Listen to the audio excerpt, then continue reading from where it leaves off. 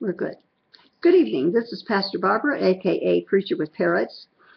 Today is the 25th of March of 2015.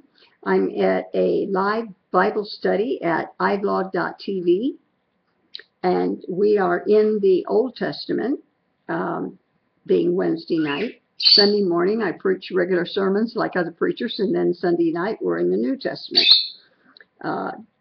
But on Wednesdays, we're in the Old Testament, and we're toward the end of a biblical period that's called the United Kingdom. It is about to become the divided kingdom. Probably at the end of today's lesson, it will be the divided kingdom.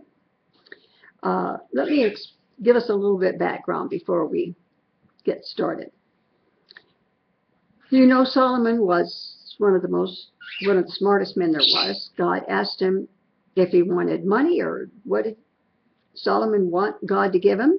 Solomon was David's son, King David's son, very popular, and God called David a man after God's own heart.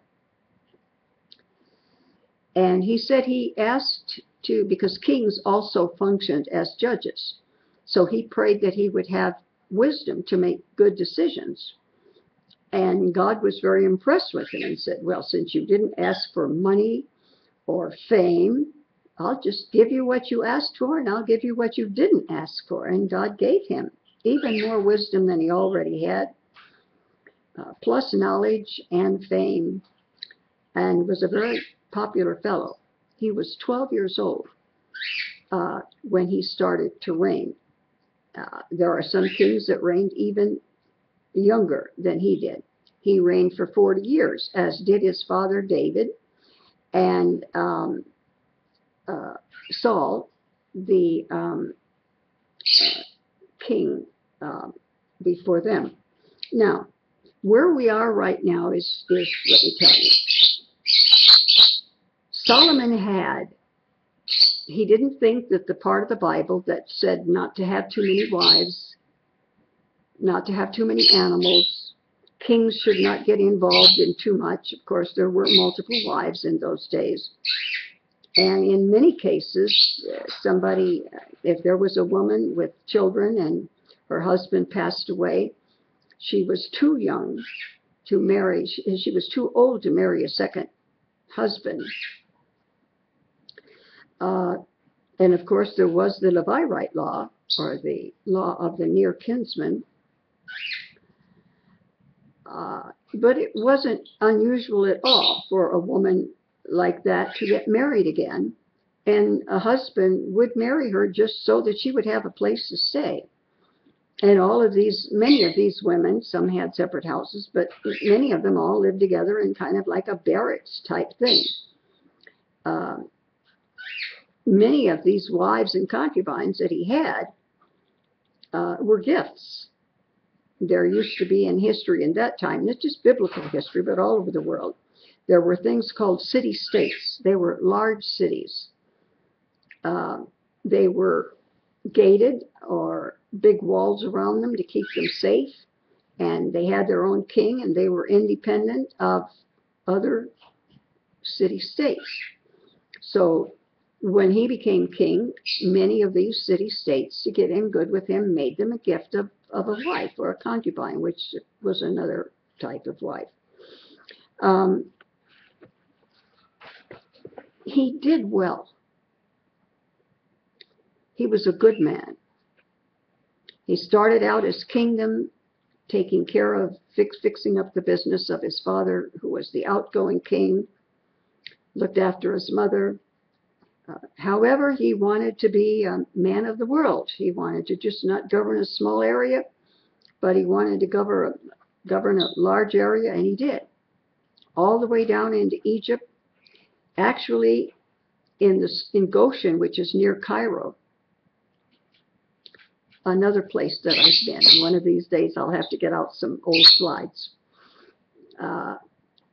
And the place where the country of Israel was when Moses brought them out and they passed through the Red Sea and so forth. This was about 1,000 years before where we are now in our study. All of that area, when Solomon was king, he ruled over that area. All of the cities that the Apostle Paul visited in the New Testament, which are now part of Turkey and then go into part of Southern Europe, go into Greece and into Rome, Italy, and Spain. All that was part of what he governed, all the way over to the Euphrates River to where Iran is now. He governed, and into what is now the Arabian Desert. I don't know that any king has ever governed over such a large area. He, as you know, in Europe and some places, offspring of kings and queens will marry the offspring of other kings and queens, sometimes even from other countries, for political reasons. And Solomon married the Pharaoh of Egypt, his daughter, for political purposes. The thing of it is, in the Old Testament, God told his people to be separate. He does this in the New Testament also. He says, be separate. Don't go to Moab. Don't go to Edom.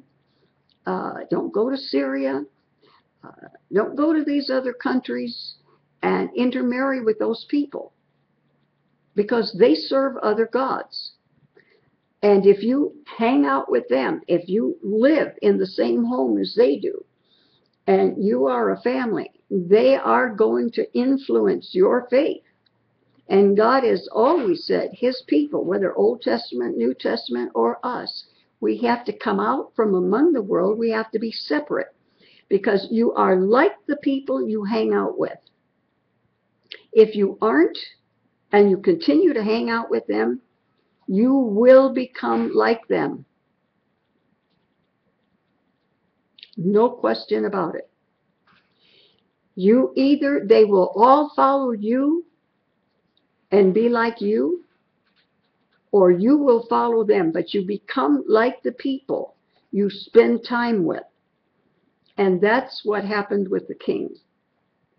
And so at this point in his history, he has built high places, altars, so that his foreign wives can worship their gods, and has even gone and worshipped with them. You can't do that and not lose out on your own faith.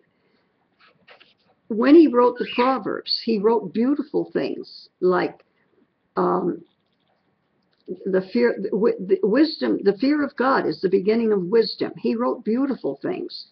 Now he's writing two kinds of things: negative things, and also things that he has learned as consequences of not living as close to God as he did at one time. Now, these are some of the things he writes. Some of them don't even make sense. Some do. To everything there is a season and a time to every purpose under the heaven. A time to be born, a time to die, a time to plant, a time to pluck up that which you planted, a time to kill and a time to heal, a time to break down, a time to build up, a time to weep, a time to laugh, a time to mourn, a time to dance. Now, he did say one thing that I think we would agree with in verse 9. Because that's the third chapter of Ecclesiastes, which is the last thing he wrote. He wrote a few Psalms. He wrote the book of Proverbs. He wrote a play, a work of literature, which was an adult play. It was teaching the bride and the bride of Christ through this play of a woman who fell in love with and finally married her bridegroom. And finally, he writes the book of Ecclesiastes. This is the saddest. This is the one, he's just not as blessed as he was in earlier times. What profit hath that worketh in that wherein he laboreth? I remember the medical group where my doctor is very close to a Seventh-day Adventist hospital. And so most of the doctors in this medical group either took their classes at Loma Linda. Loma Linda is the name of a town. Loma is hill and Linda is pretty or attractive. So it means a pretty hill. And there are some hills up there. It's about 30 miles away. I'm in the mountains. They're in the lower part of the hills. But most of the doctors there either did their residency there or either went to school there. And so a lot of them know about the Bible and so forth. I remember,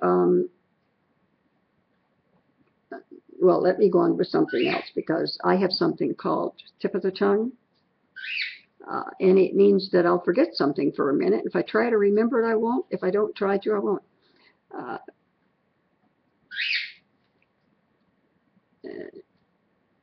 Let's see, do I mind the gay community? I mean, do I mind gay people coming in my program? Not at all. As a matter of fact, go to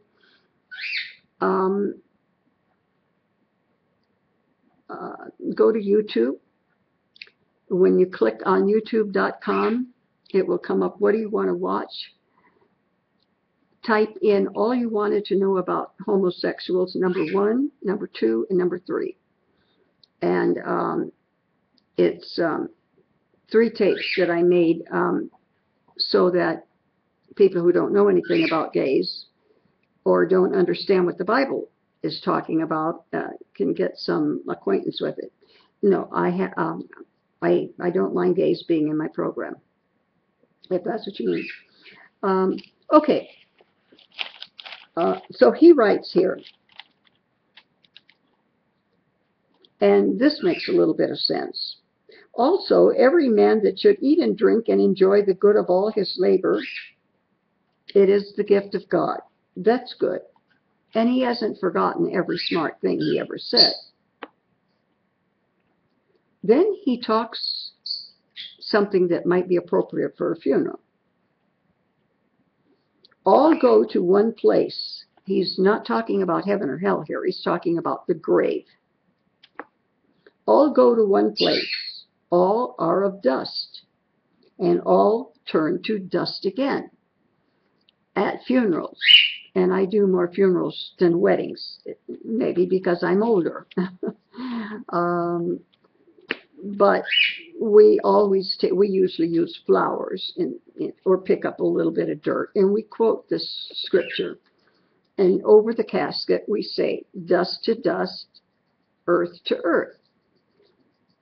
Because our body, we're Adam and Eve's offspring, and he was made of the dust, and we eventually return to dust. It takes a little bit longer with the modern way that they bury people now, but eventually we all turn to dust. Now there are those that die at sea and are buried at sea and the fish eat them. That's another matter. I never performed a funeral at sea. We have a boat here on this lake, and there's another nearby lake that's a little bit bigger, and they have a boat on it. And somebody found out I was a minister on the other lake and asked me if I would just work for them, marrying people. Well, ministers don't marry people as a job, just to, do a service and get some money. And most of us won't marry somebody unless we counsel with them for a long time anyway. And most people just want you to say the words and get going. But I'm asked to do more funerals.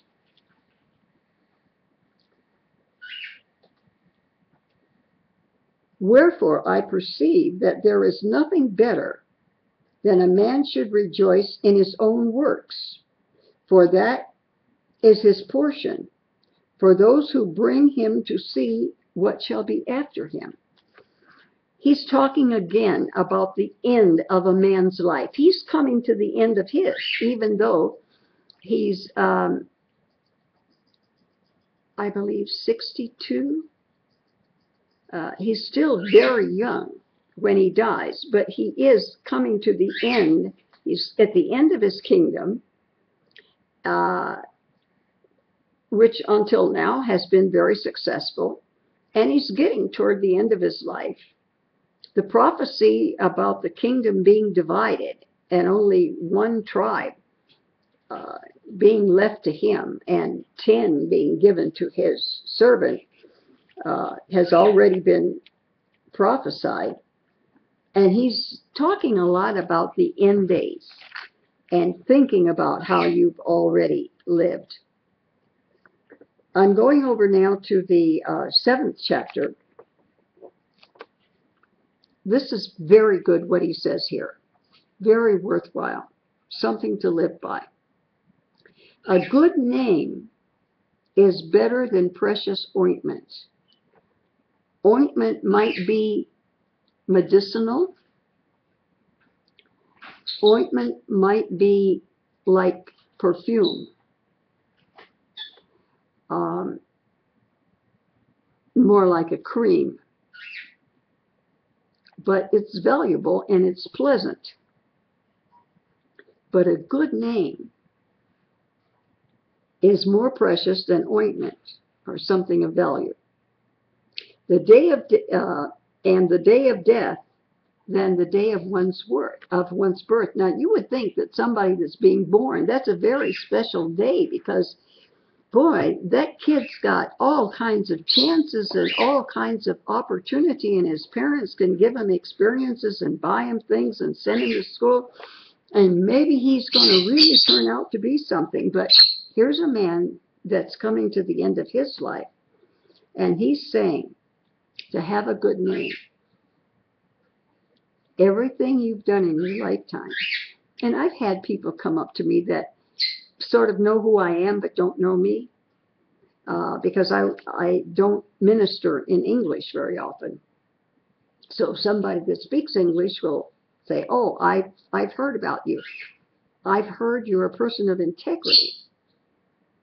You can't say that about somebody that's 35, because you don't know what they're going to do when they're 50. But if a person has lived a long time, their business dealings have been honest, they've been full of integrity, their business practices are good, they don't cheat people, and they've got a good name. You can't get a good name when you're 21.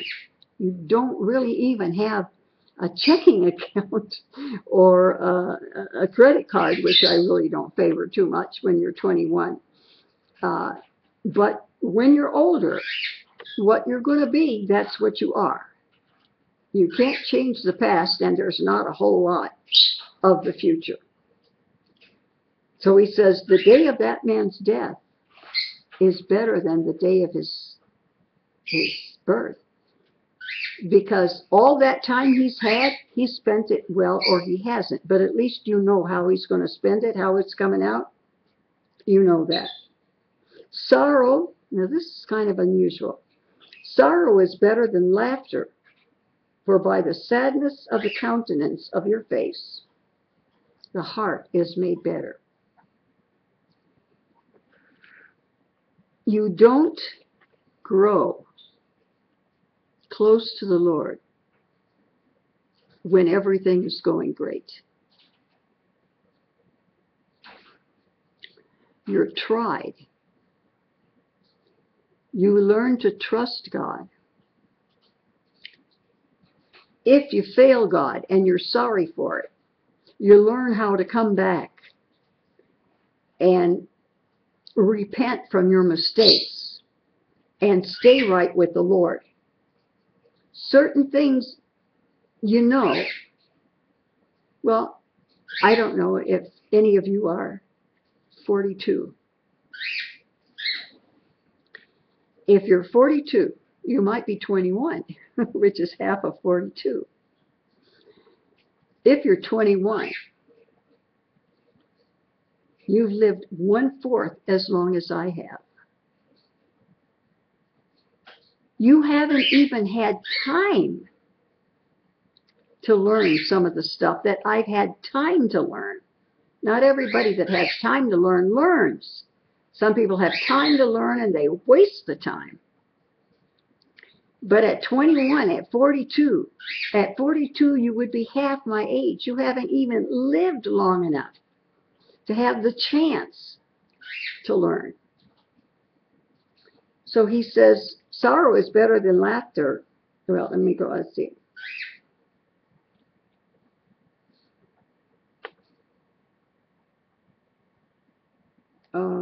Sorrow is better than laughter, for the sadness of the countenance makes the heart right. You have a trial. Things don't go well.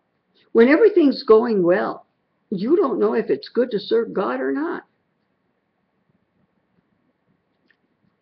But when things get bad, when you run out of money, you run out of friends, when it looks like you can't make it and you do, that sadness turns into the greatest joy you can know. But until, hi Jay baby, I didn't notice your name up here. I should explain to those that are watching the video that I am doing a live show too. And during the time that I'm doing the video, I put a little bit more attention there, but I try to take care of my live people over there too. So welcome. Welcome to the program. So until you've had some time and tried some things, you don't even know whether you're better working with people or better working with machines or better working with computers. I found out while I was working through college that I was not good working in a bank. I was not good working on a machine that changed addresses for people that took magazines and changed their address. And I had to do that. I wasn't good at that. As soon as I started working with people, my first good job, I think, was as a waitress. My next good job was in a hospital. And, of course, I taught little kids and college kids. And anything where I'm with people, I do well. But, you know, it took me, I probably was 30 before I figured out, hey, I got to work with people. Probably not quite that young. But it takes time to know what you're like. It takes time to know that serving God is a good thing. There are people that say, I don't want to serve God. You know, I won't have any fun. I'll just, you know, I'll be a boring person. I'll get old, I'll die, and I will have wasted my life. Well, it's true. I can't prove to you that it's any different. And you can't prove to me that it isn't. But if I'm right, that by serving the Lord at the end of my life, I go to live with Him in eternity in heaven, then I made a good choice. And if I'm wrong, and you're right, and there is no eternity, and I waste my life becoming a very boring person, as some people think Christians are, I haven't really lost anything, because I've enjoyed almost every day of the soon-to-be 84 years. And so if there is a heaven, I got it made. And people who aren't Christians have a problem. If there isn't a heaven, I've still got it made, because I've had a better life serving the Lord. I've had better friends, more faithful friends. I've been blessed. I've been healed when I'm sick. Some of you that don't know me, as well as some of our regular viewers, I've been healed from cancer. The Lord has told me, don't take chemo, a particular chemo, so I didn't take it. Dr. Hadafet. And then I said, I'm not going to take any kind of chemo. They had another fit. I said, okay, give me a test. I think God is telling me don't take it. And I'm not going to take it. You don't like my choice? Give me a test. They gave me a test. Not a drop of cancer. They would have had me taking a whole bunch of chemo for a whole year, and I wouldn't have needed it, and I wouldn't have known it if it wasn't a person that seeks God's will and don't make choices until I prayed about something. And you know what? I was in my 70s when I learned that. Of course, I knew it a little bit before that. But I've lived my whole life has been good. It's better to hear the rebuke of the wise than for a man to hear the song of a fool. You want to go to some rock concert and listen to a bunch of fools bang on guitars and say a bunch of stupid things and shoot up before so that they have the courage to get out and sing in public? The heart of fools in the house of mirth, but the heart of the wise is the house. I backed up. Let me get the other one and then this one. The heart of the wise is in the house of mourning, but the house of fools is in the house of mirth. Got to be happy every day. Got to shoot up every day. Got to drink something every day. Got to be happy. Whatever it takes to get happy. Got to do it.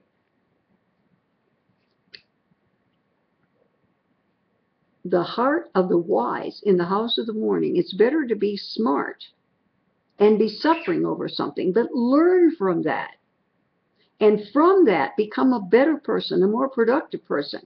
And don't have to keep repeating your mistakes because you learn from the first one or two that you make. It's better to hear the rebuke of the wise. It's better for somebody that knows the Word of God and tells you, do this or don't do that. It's better to be rebuked from somebody that's wise than to listen to a song of fools. Let's go over to verse 14. In the day of prosperity, be joyful. You worked hard, got extra money, saved it, invested it, whatever. Be happy. God hath also set the one over against the other, to the end that the man should find nothing after him. That is the day of adversity. I applied my heart to know and search and to seek out wisdom. You got to apply. If you just sit in your chair and sit in front of the television, wisdom is not going to pop into your head. You're not going to become smart by finding happy ways to pass your time. Now, yeah, I do enjoy studying, but sometimes I don't, especially if there's a test. I have 2 university degrees. It hasn't all been fun, but most of it's been good, and I enjoy studying, but not everybody does. But it's better to seek out wisdom and reason things out, and to know the wickedness of the folly, doing silly stuff, doing stupid stuff, even the foolishness of madness.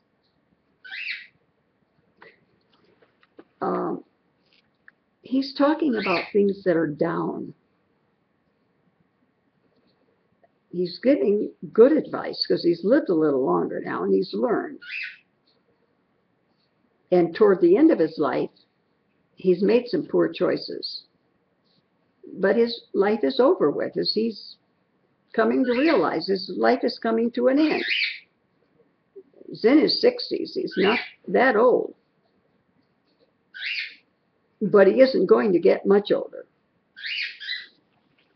In Ecclesiastes 8, he says,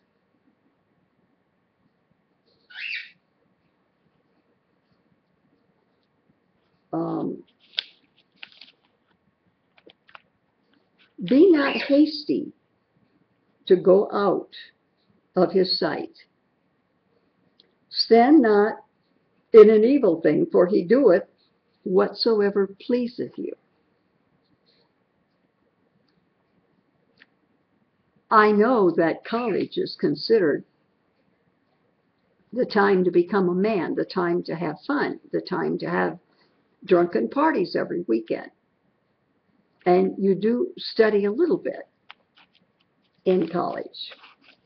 Wasn't like that when I went to college, but I understand that's the way it is now. He said, don't be in a hurry to live that lifestyle. Don't be in a hurry to go out and just do whatever pleases you and whatever makes you happy. There's a saying in Spanish. It's an old saying. I doubt if any younger people have even heard it. And this is it in Spanish, and then I'll translate it. Dios no paga cada quincena. God doesn't pay every 15th or the 1st and the 15th of every month. It means this. You go out and you work 15 days, you work 2 weeks, or however they pay where you work. But if you're on a 15-day pay schedule, and you work from the 1st to the 15th, and on the 15th they give you half a month's salary, then you work another 2 weeks, and they give you another 2 weeks' pay.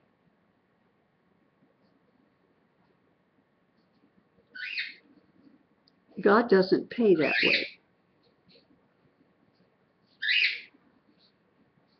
And because he doesn't, sometimes people are shocked if things don't go their way. For example, you go out and you work a couple of weeks, you get a certain amount of pay. Certain amount of days of work, certain amount of pay. But life's not like that. Sometimes life is tough. Sometimes there's no money for good people, for godly people. They run out of money. Some people lose a car because they can't make payments and the car is repossessed. Some good people lose a house. That doesn't mean they're not good Christians. That means they're learning that when things are tough, you suck up, you trust God, you serve him anyway. You don't say, well, God's not blessing me, so I'm not going to serve him. I guess I got the wrong religion. Too many places telling you religion's going to be fun, fun, fun. And then after a couple of years, somebody wakes up to real life. And they say, oh, got cancer. I thought all Christians got healed all the time. I didn't know I could get sick and die. If God paid us in the consequences of what we did in a 2-week period, we would come to expect that. And we wouldn't know that the day would come when someday we would work hard, but we wouldn't get our 2 weeks' pay. We wouldn't know how to deal with life's experiences. Don't let anybody tell you that serving God is fun, fun, fun. About 85% of the time it is. But if you think it's going to be 100% of the time and you get to that 80%, 86%, and you've been taught that being a Christian is being happy all the time, it's not. It's being blessed all the time. It's having God, your heavenly Father, serve you, help you, teach you, guide you, bless you. But during some of those years, you shed tears. But you become a man. You become an adult. You become a teacher of others. When you first start out in this Christian walk, everything is great, everybody is good, everybody loves you. But that's not life. But having God at your side, I'm here to tell you, and there are many of my friends, close to my age and a few that are my own age that know that it's true. We've been friends for 65 or more years. And their children are like my nieces and nephews. Oh, there have been some hard times. There have been times that we've been poor. Now, if I want something, I can go buy it. Well, I don't have expensive taste. You all know that I'm a thrift store shopper. But if I want something, I can probably afford it.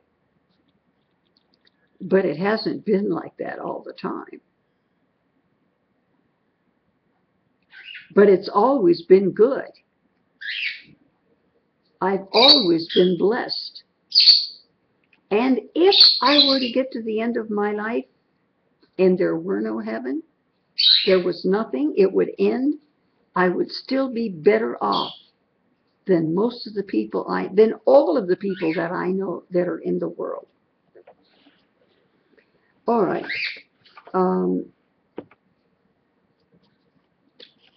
In Ecclesiastes 10, and we're making good time. I know that this is not terribly, terribly interesting, but it is teaching us about the thought life of a man who had it all when he started out, but he allowed the wives that he loved. First of all, he had no business marrying them. You cannot be unequally yoked together. There's another sermon in Preacher and Prayers on that came up the last few weeks. Cannot be unequally yoked together. One goes this way, one goes that way. You know what a yoke is, right? You put it on the heads of two different animals so that when you take off that yoke and one goes this way and one goes that, it doesn't work. One has to give up and go with the other. And the adversary, Satan, always wins. The only way you're going to win, girls, please, I don't want to hear another young woman come and tell me, well, I thought I could change him. You can't.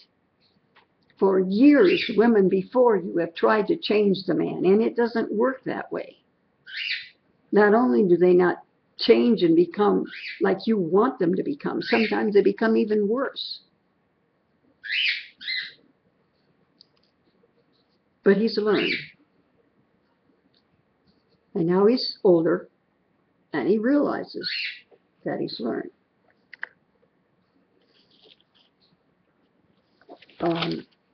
I've gone ahead and I've marked which ones of these I want to read. If the iron be blunt, and he do not whet the edge, think of an axe. Iron, if it's hard, then you can make it sharp. If it's soft, if it's like mashed potatoes, you can't make mashed potatoes sharp. But if you have iron, it's a hard material. If it's hard, then you can make it sharp. If iron be blunt, and he do not whet the edge, then must he put to more strength, but wisdom is profitable to direct. Let me read a couple more. Surely the serpent will bite without enchantment. Enchantment means happiness. And a babbler is no better. The words of a wise man's mouth are gracious, but the lips of a fool will swallow him up himself. The harder the iron is, the more strength it takes to give it a cutting edge. But it has to be hard to get that cutting edge. And a serpent will bite you and enjoy doing it. could have a big time. But a babbler, just nonstop. No meaning sometimes at all in what they say. No benefit. Is no better than a serpent that bites you and has a good time doing it. A feast is made for laughter, and wine maketh merry. Let's go have a party. But money answereth all things. Curse not the king, no, not in thy thought, and curse not the rich in thy bedchamber, for a bird of the air shall carry the voice, and that which hath wings shall tell the matter. You go to a party because you're going to have fun. Now, that doesn't mean Christians can't have fun. It means you don't have to get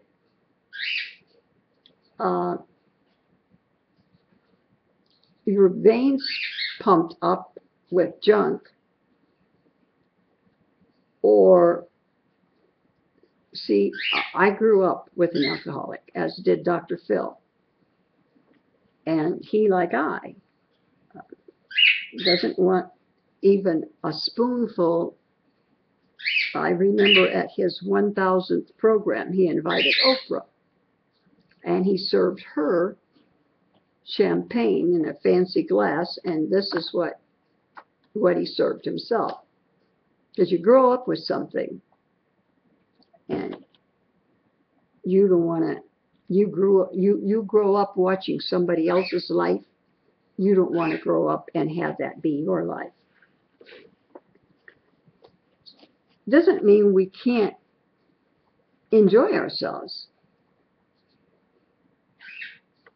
But money is not the answer to all things.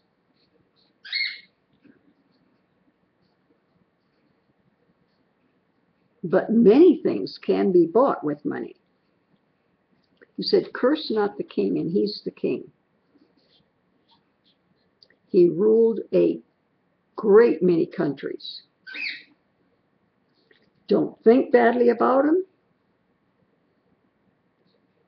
And when you're going to bed at night, don't have bad thoughts about rich people. For a bird's going to carry that message through the air.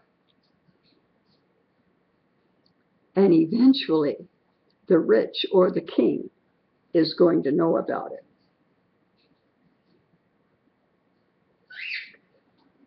Somebody mentioned, I think, in one of the recent programs, hi, Hopper. I haven't seen you for a while. Hang in there. I want to chat with you as soon as I finish broadcasting on YouTube. Don't go anywhere. Somebody mentioned in one of the programs something about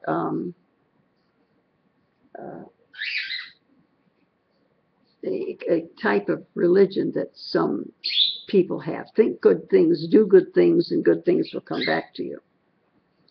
Here's a verse in Ecclesiastes 11. Cast your bread upon the waters, and you'll find it after many days. You put bread works. When I first moved up to the mountains 17 years ago, we have a lot of visitors. We have a lot of tourists that come up here. And there's some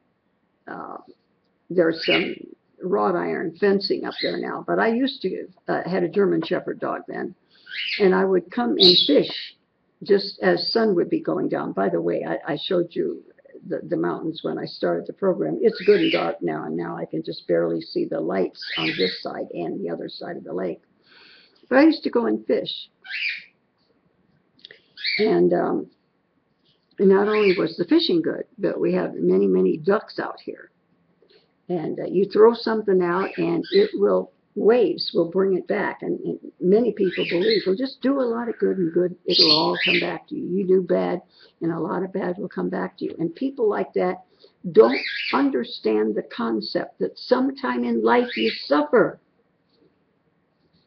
It's not necessarily bad. Your character can only be molded as you suffer. You can only become the type of person the Lord wants you to be when you suffer.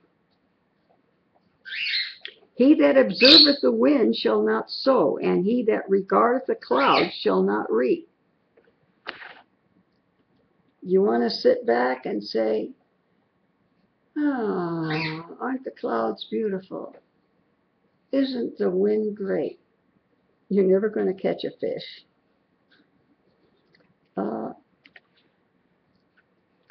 You're looking at clouds instead of planting seeds. Come fall, you're never going to have a harvest. One good thing he says, and it's used by people who preach to youth a great deal, Ecclesiastes 12:1. Remember now thy Creator in the days of thy youth, while the evil days come not, nor the years draw nigh, when thou shalt say, I have no pleasure in that. Hard times will come. Enjoy the good times when they do. I'm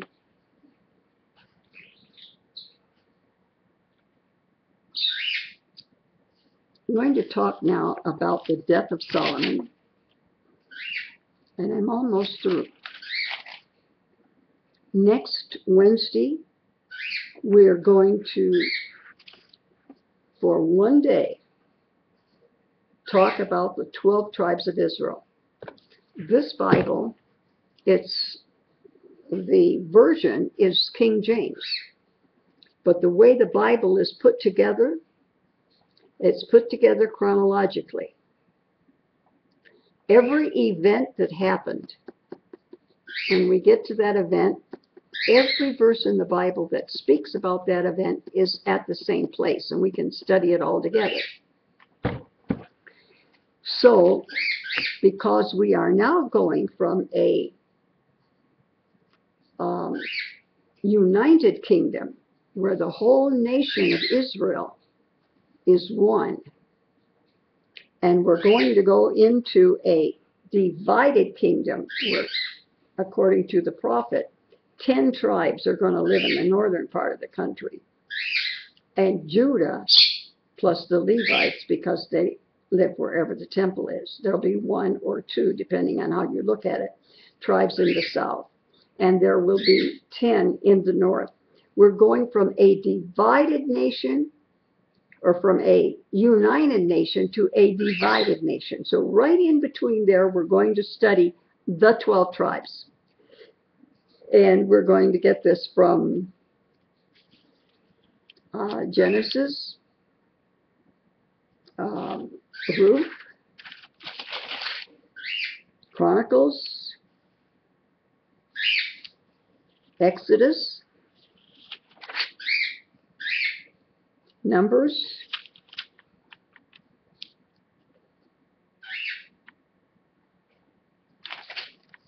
some of these are repeated again. There's some New Testament in here. And we will do it all in one evening, probably in about 30 or 40 minutes. But everything about the 12 tribes of Israel, we will learn in that one night. So let me come to the end. This is what he wrote. I didn't read everything he said, but I wrote some of representative of everything he said. But a lot he said over and over and over again. The first time in the early years, 8, 9 years ago, that we went through the Bible, we did every verse, every word. Sometimes we have repeated words, one right after the other, or the same thing in another verse or another chapter. So I'm not repeating. I'm giving everything, but not necessarily reading every word.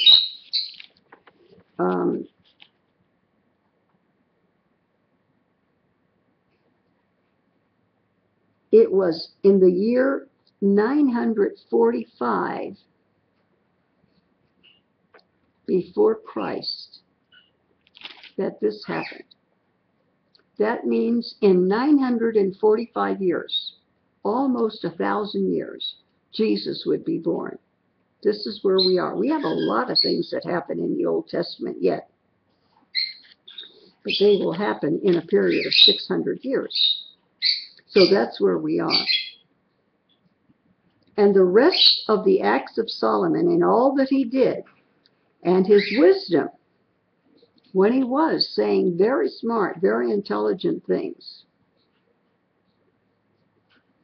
are they not written in the book of the Acts of Solomon? Sometimes they refer to various books, and we haven't heard of these books. There were books that were kept by the high priests. There were books that the kings kept. There are a number of books that are not necessarily the books of the Bible, but they are written in the books of the Bible as well as in other places too. And the time that Solomon reigned in Jerusalem over Israel was 40 years. His father David also ruled 40 years. And Solomon slept with his fathers. In the New Testament, the coming of the Lord speaks of those that dead in Christ will rise first, and then those that are alive will go to meet him. When it speaks to, when it mentions dying and going with your fathers, now in the New Testament we say that when we die, we're going to be with the Lord. Their hope was to go be with their ancestors, and I could give you a lot of examples, but it's not necessary. At the time that Solomon reigned in Jerusalem, it was for 40 years. Then he slept with his fathers, meant he died like his fathers died. You say fathers, did he have two fathers? No, he had a father and a grandfather and a great-grandfather and a great-great-grandfather. He had many male ancestors. And he slept with them? Well, because to them, sleeping was, if you were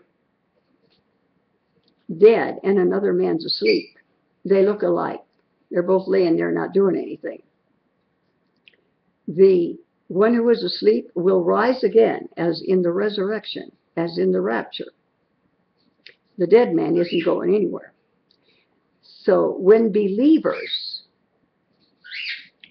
died, they were spoken of in those days, both in the New Testament and in the end of the Old Testament. They were spoken of as people who slept, because they would rise again.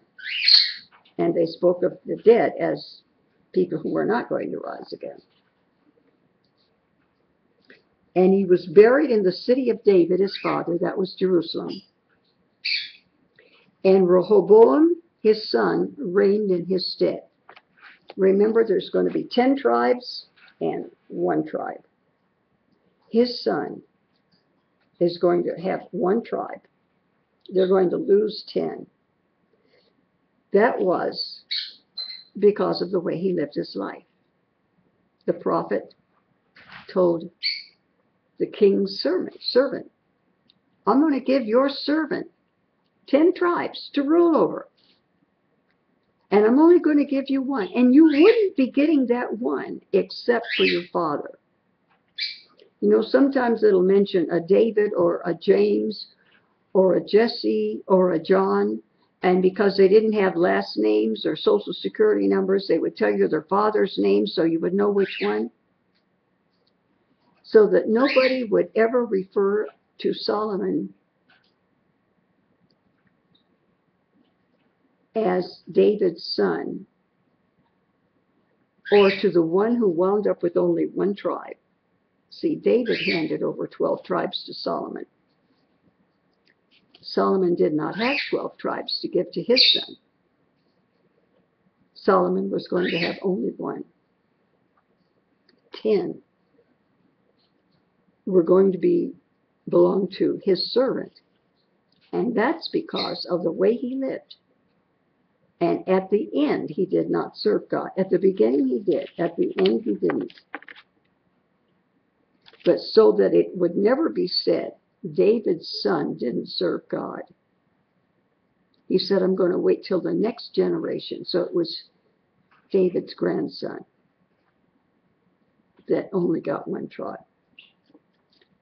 This one tribe was never used with the mention of David.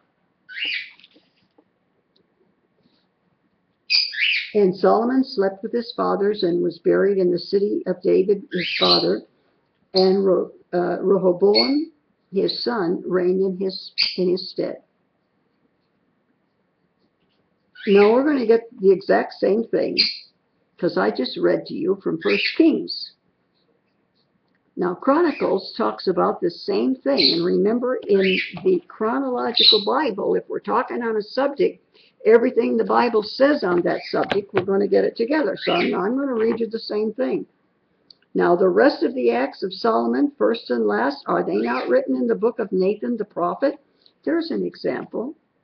Nathan the prophet was the head prophet when it was time for David to make Solomon king. He had actually stopped prophesying. He was older. And another prophet was prophesying. But this became so important that Nathan came back for a few months and prophesied again. And Nathan kept a journal. And he says it's written in this. And in the prophecy of Ahijah.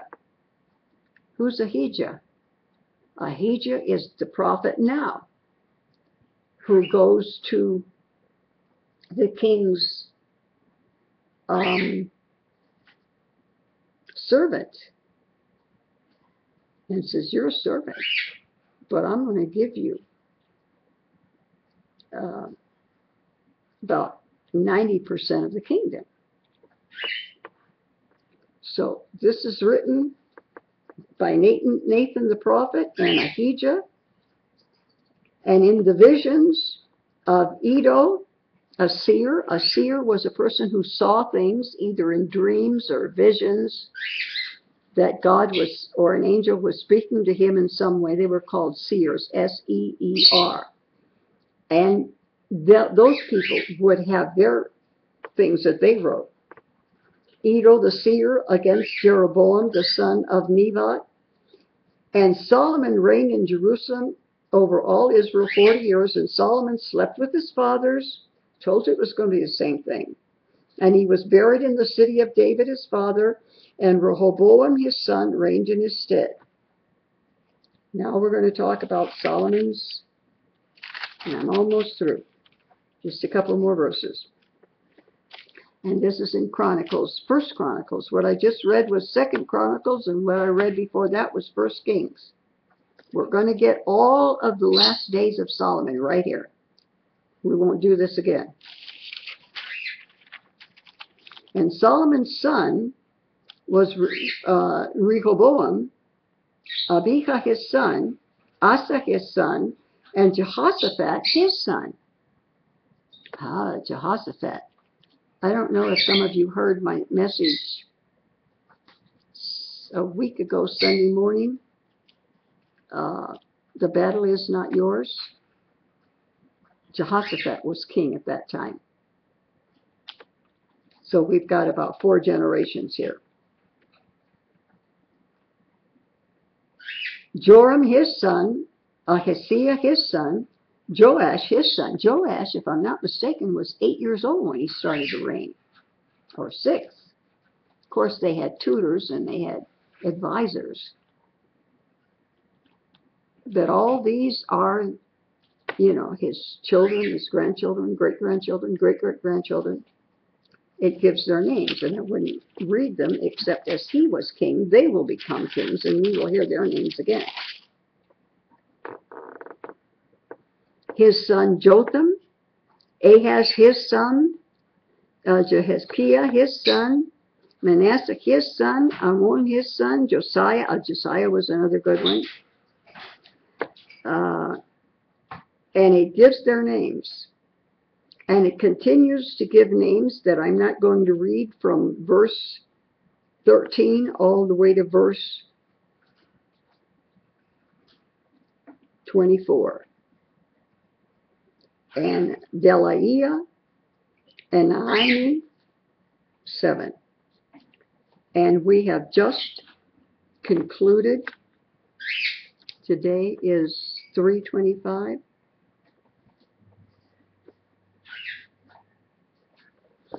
We have just concluded not only the life of Solomon, the kingdom of Solomon, because of what's going to happen, and the kingdom is going to be divided. We have now ended the historical portion known as the United Kingdom. Give me just a moment to close the video, put a title on it, and I'll be right back with my live class.